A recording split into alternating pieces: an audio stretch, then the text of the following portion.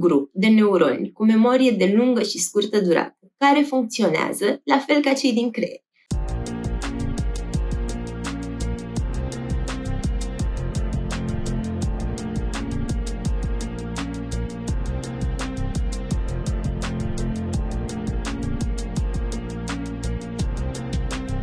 Bună tuturor! Mulțumesc că ați dat click pe acest video. Numele meu este Coralin și aici o să învățăm despre istoria pe care nu ne-o spun la școală și noutățile pe care nu vreau să le ratăm.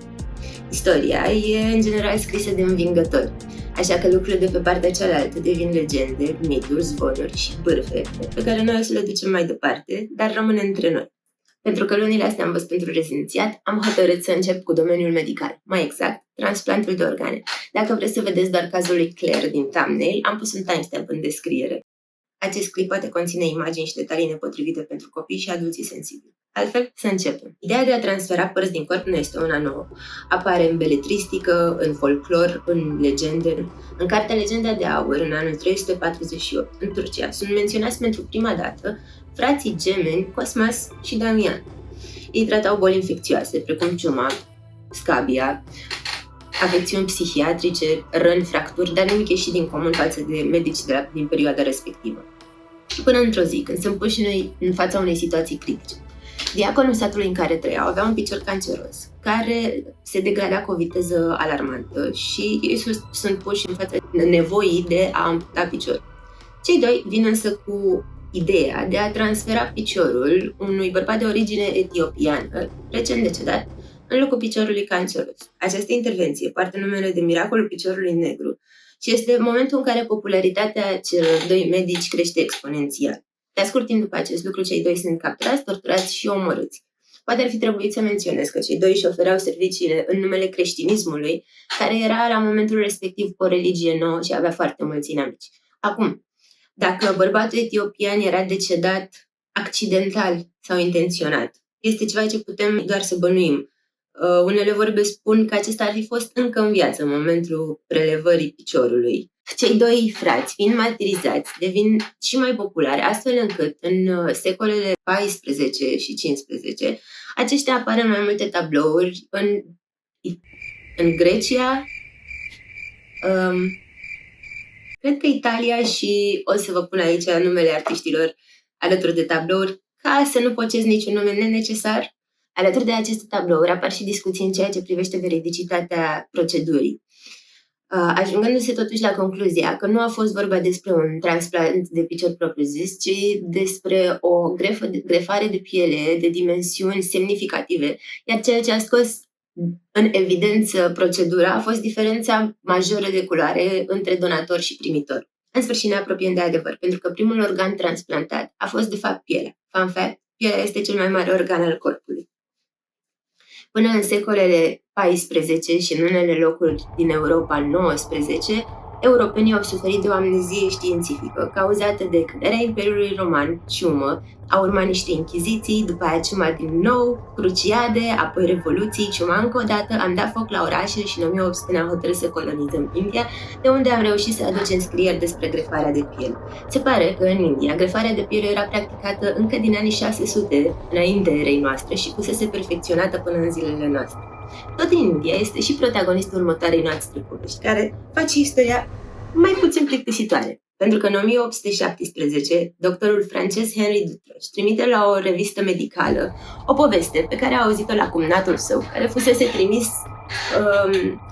detașat pe timpul războiului în India. Acesta vorbește despre un soldat din batalionul lui, care făcuse niște lucruri atât de nasty, încât au hotărât să-i fie tăiat nasul, ca pedeapsă.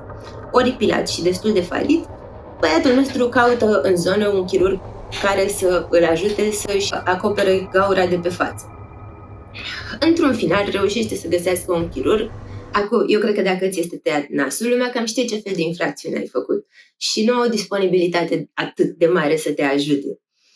Și cred că de asta și medicul nostru a ales tehnica despre care urmează să vă povestesc. Now, come close. Cred că doctorul nostru a zis, da, prietene, păi nu te ajut eu? Stai aici. L-a pus pe masă de operație cu fața în jos, adică pe burtă. I-a dat pantalonii jos.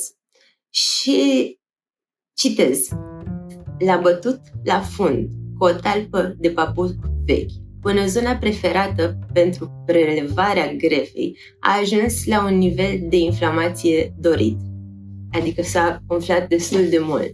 Pe mine nu poate să mă convingă nimeni că doctorul ăla n-a mai vrut să-l mai pedepsească puțin, măcar un pic, încă puțin. Oricum, rezultatele au fost atât de bune, soldatul s-a vindecat atât de repede și atât de bine, încât la scurt timp s-a întors în armată. Această poveste a făcut înconjurul lumii medicale europene la momentul respectiv și a adus ideea transplantului de piele și mai târziu de organe în Europa. Acum, în ciuda faptului că de la 1300 începuse să fie vehiculată ideea transplantului de organe, nu au fost înregistrate reușite semnificative. Până la doctorul Alexis Carrel, care în 1912 ia și primul premiu Nobel al Americii, pune bazele chirurgiei vasculare și rezolvă un mare hop în transplantul de organe. Grefele de piele continuă să fie practicate și perfecționate în Europa în următorii 60 de ani, până în 1944, când avionul pilotului Charles Woods, care transporta 28 de gallons de combustibil, explodează, provocând arsuri pe 70% din suprafața corpului și a feței. Rănile acestuia, la momentul respectiv, nu erau compatibile cu viața. Cu toate acestea, 6 săptămâni mai târziu, echipa medicală de la General Force Hospital îi acoperă rănile cu grefe de piele de la un soldat recent decedat. În ciuda probabilității scăzute, toate grefele de piele sunt un succes, iar medicii pun acest succes pe seama imunodeficienței dobândite în urma șocului, adică organismul lui Woods a fost atât de obosit încât nu a mai putut să se lupte cu corpurile străine, în cazul acesta grefa de piele. Aceste descoperiri despre imunodeficiență, alături de progresele semnificative aduse de Alexis Carrel, dau startul bull run-ului către primul transplant de organe. În 1954 a fost transplantat primul rinichi, cu succes, între doi frați gemeni identici, iar în 1980 a fost transplantat primul rinichi în România.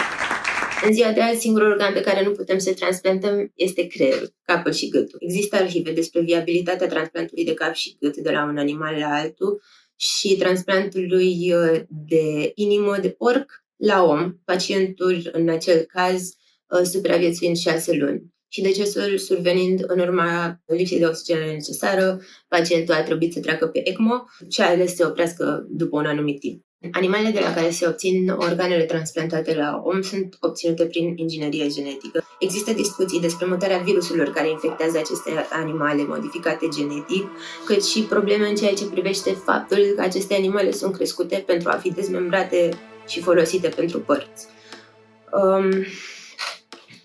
Informații despre toate aceste ferme de animale, despre care nu o să vorbesc mai mult, sunt documentate și sunt publice. Doctorul L.C. Johnson vorbește mai mult despre toate problemele de etică și științifice ale acestor practici. Tot în această idee este și filmul My Sister's Keeper, în care un copil obținut prin IVF, compatibil genetic cu o rudă deja existentă, bolnavă, este folosit pentru a dona măduvă și alte organe pe parcursul vieții, abordând încă o dată această idee de consent. Cu toate astea, odată cu transplantul de inimă a fost deschisă într-adevăr cutia Pandorei, atunci când în orașul Richmond, din Virginia, USA, în 1968, și trebuie să reținem anul ăsta pentru mai încolo, Bruce Tucker, un bărbat de culoare din America, cade de pe marginea unei clădiri și suferă un traumatism craniocerebral, în urma căruia decedează la un spital din Virginia. În acest spital din Virginia lucrează un cardiochirurg, a cărui cea mai mare pasiune este transplantul de inimă și care decide, în data de 25 mai 1968, la o zi după ce Bruce Tucker a decedat, să ia inima acestuia și să o transplanteze pentru un om de afaceri care avea o afecțiune cardiacă incompatibilă cu viața. Transplantul este un succes și aduce spitalului din Virginia foarte multe fonduri, ba chiar îl face un centru de transplant din America la momentul respectiv. Toate, până când casa funerară o sună pe soția lui Bruce și îi spun că lui Bruce îi lipsesc câteva organe. Transplantul de organe a fost mereu un subiect controversat, dacă nu tabu în unele regiuni. Cum singura variantă de a lua un organ cât se poate de legal era ca pacientul să moară în spital iar medicul să discute cu familia pentru a lua consimțământul donării organelor. De multe ori familia nu era de acord, așa că, în cazul nostru, medicii au decis să nu mai discute cu familia lui Bruce pentru a lua organe. O coincidență interesantă este că în anul 1968, anul pe care v-am zis să-l ținem minte mai devreme, apare și conceptul de moarte cerebrală și comă irreversibilă, adică momentul în care un pacient nu mai poate trăi dacă nu este pe aparat. În acel moment, pacientul devine un donator de organe dacă familia este de acord sau și-a exprimat această dorință și, coincidență sau nu, a apărut exact în anul în care s-a descoperit cazul lui Bruce Tucker, în care organele au fost prelevate fără consimțământ. Eu cred că prelevarea asta de organe fără consimțământ este un lucru cu o probabilitate mare de recidivă, dacă nu chiar practică continuă, în unele regiuni din lume. Până la urmă, cine stă să cântărească un pacient, morga, casa funerară, doctorul, foarte mulți au un preț, viața pe acest pământ are un preț, măcar în acest caz, pacientul de la care sunt furate organele nu suferă, este deja decedat, familia nu află, cumva poate fi văzut în anumite situații ca un white lie. Toate acestea ies la iveală datorită casei funerare și deschid în fața publicului larg o adevărată piață neagră a transplantului de organe. Poate înfricoșător. Este ce se raportează în jurul nostru. Într-o investigație pe această temă făcută de Press Hub, pe care dacă aveți stomac o să vă pun în descriere să o citiți, este dezvăluită o piață neagră mai puțin sau mai mult pe față, câteva apeluri telefonice între potențiali pacienți, doctori, donatori și așa mai departe. Credibilitatea acestea rămâne la latitudinea fiecăruia dintre noi. Sam Vahmin, analist la Global Politician, estimează că, citez, mai mult de 2000 de cetățeni din România și-au vândut organele în ultimul deceniu. Israel, Turcia și Africa de Sud sunt destinațiile principale ale organelor din România. În Ucraina, de asemenea, Serviciul de Securitate raportând, citez, de obicei, astfel de scheme implică cumpărarea de organe de la donatori în viață care sunt aduși împreună cu clienții bunurilor de către intermediari. Aceasta este o încălcare a legii în Ucraina. În Ucraina și în multe alte țări, donarea de organe poate avea loc doar între membrii familiei, ceea ce forțează apariția acestui trafic. Cu toate acestea, fondatorul ATR România declară, citez, dacă ar exista o astfel de piață, nu ar mai fi liste de așteptare imense. Eu îmi cunosc colegii, nu au 10.000 de euro ca să cumpere organe. Înțelegând de aici că piața neagră a transplantului de organe este ceva ce vine din imaginația românului și nu ne putem gândi la acest aspect. Totuși, presupunând că restul globului nu este de lulu, iar această piață neagră a transplantului de organe există, cred că o variantă interesantă ar fi o legislație care să cuprindă și donarea contra cost. Aceasta să fie analizată conform parametrilor constatați din studierea pieței și lucrurile să fie implementate la nivel global. În felul ăsta nu mai este la fel de limitat accesul din punct de vedere legal, nu mai are la fel de multă putere lumea fără legi. Trecând puțin totuși peste părerile mele, după câteva articole citite, aflăm că în România raportul este de 4,5 donatori la 10 milioane de locuitori, în timp ce în restul lumii civilizate este de 10 donatori la 10 milioane de locuitori. Biserica Ortodoxă s-a declarat pro-donarea de organe în urmă cu 20 de ani, deci nu are treabă cu aceste statistici. Din articolele pe care le-am citit în presă, se înțelege că medicii nu doresc să-și asume responsabilitatea protocolului de transplant și tot ce vine cu această procedură pe salariile pe care le avem în momentul de față în România pentru medici. Am observat și etnia clasică a unor publicații din România, a unor doctori, a unor vecini de la 3 în privința acestor statistici foarte triste și foarte proaste, însă nimeni nu vorbește despre cultura populației, despre respectul și recunoștința pe care donatorul trebuie să o aducă în mintea oricărui om.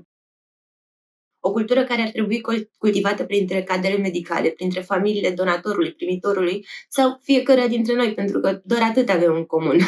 Ne naștem și murim, iar donarea de organe este unul din puținele lucruri pe care putem să le facem după moarte. În afară de asta, ce rămâne? Să devenim faimoși și să bântuim pe cineva. Cultura asta nu se face într-o zi sau două sau o lună. Cultura asta trebuie să dureze zeci de ani, în care anual, într-o zi să investim fondurile și interesul pe care le investim în ziua mărțișorului, în ziua tatălui, ziua mamei, Pride și tot așa. Și aici nu vorbesc despre importanța celor enumerate, ci despre faptul că donatorul încă nu este un personaj în cultura noastră. Dacă vrei să devii donator de organe în România, ce trebuie să faci este să spui această opțiune medicului tău de familie și să faci o declarație la notar. În cele din urmă, familia rămasă în viață este cea care va hotărî dacă îți respectă sau nu decizia. Te poți răzgândi oricând și poți alege ce organe vrei să donezi. În momentul de față, opțiunea a fost introdusă pe cardul de sănătate, dar din ce am înțeles, încă se reglează lucruri și o să vă țin la curent. Acum că mi-am vărsat sufletul aici, o să vă las cu o ultimă poveste. Povestea lui Claire Silvia și a transplantului de suflet. Claire Silvia, o femeie în vârstă de 56 de ani, are nevoie de un transplant de inimă. Această inimă vine de la un adolescent care a decedat în urma unui accident de motocicletă. Când se trezește din operație, Claire, femeia noastră de 56 de ani, are niște pofte ciudate de McNuggets și bere. La scurt timp după operație, începe să capete tot felul de trăsături ciudate, despre care află că îi corespund donatorului ei. În filmul Heart of a Stranger, povestea lui Claire este pusă într-o altă perspectivă, iar Claire scrie despre lucrurile pe care le trăiește în cartea ei A Change of Heart, a Memoir. Claire își explică ce s-a întâmplat prin o teorie a memoriei celulare, asemănătoare cu teoria homeopatiei, idei care nu sunt foarte respectate în lumea științifică medicală și este destul de ridiculizată de-a lungul timpului. Însă, foarte recent, specialiști din neurocardiologie au descoperit noi funcții endocrine ale inimii, dar și un grup de neuroni cu memorie de lungă și scurtă durată, care funcționează la fel ca cei din creier. Adică, inima ta ține minte cele mai importante evenimente din punct de vedere emoțional pe care le-ai trăit.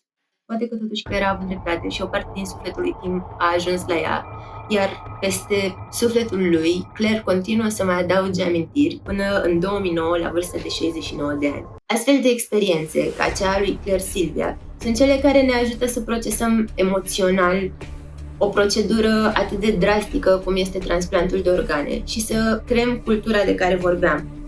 Povestea asta sper să vă lase cu un sentiment plăcut într-o lume cel puțin crudă. Dacă ați rezistat până aici, sunt profund impresionată și vă realmente mulțumesc. Dacă v-a plăcut, dați un like și un subscribe. Dacă vreți să citiți în continuare, am lăsat toate referințele în descriere. Check out Bailey Sarian, care a fost inspirația acestui video. Ne vedem săptămâna viitoare cu istoria avortului și a contracepției și ne auzim până atunci în secțiunea de comentarii, unde sper să-mi spuneți cu ce am greșit și cum să nu mai fiu plictisitoare. Vă mulțumesc, v-am pupat! Pa!